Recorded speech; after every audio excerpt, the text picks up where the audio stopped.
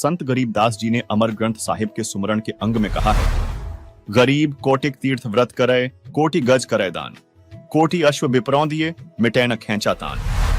साथ ही व्रतों से होने वाली हानि का एक अन्य प्रमाण हम आपको हाथरस तुलसीदास द्वारा लिखित घट रामायण के पृष्ठ 242 से दिखाना चाहेंगे, जिसमें व्रत के बारे में बताते हुए लोमस ऋषि ने कहा है, सहस बरस एकादशी कीन्हा, अंत जन्म माखी कौलीन्हा, ऐसे बर्थ कीन्हा बहुतेरा, ता का सुनु बरतंत निबेरा, प्रथम एतवार को कीन्हा, ता से जन्म चील्ह कौलीन्हा, मंगल बहुविधि बरत रहाई, ता से जन्म सुवर कौ पाई, अरु पुनि बरत तीज को कीन्हा, कूकर जन्म ताही से लीन्हा, अरु परदोस नेम से कीन्हा, खरकौ जन्म ताही से लीन्हा, बिति पात विधि से विधि कीन्हा, जन्म जाई बंदर कौ लीन्हा, नौमी बरत अष्टमी कीन्हा, तासे जन्म मूस कौ लीन्हा, अरु अनंत 14 पुनि कीन्हा, तासे जन्म ऊंट कौ लीन्हा, और चतुर्थी बरत बखाना, तासे जन्म भैंस का जाना, और बरत करे झार बनाई,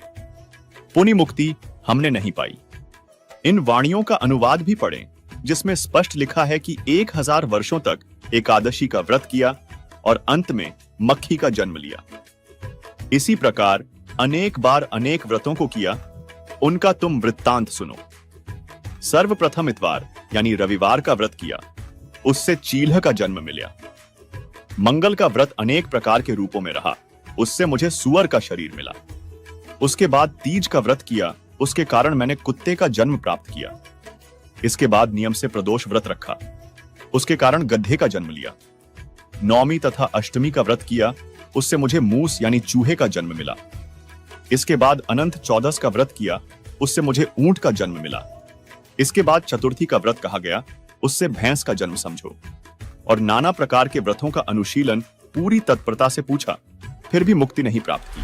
अतः इससे यह सिद्ध होता है कि व्रत रखना शास्त्र विरुद्ध साधना है। तो अब आप ही बताइए कि आप शास्त्रों के अनुकूल साधना कर रहे हैं या शास्त्र के विरुद्ध साधना कर रहे हैं।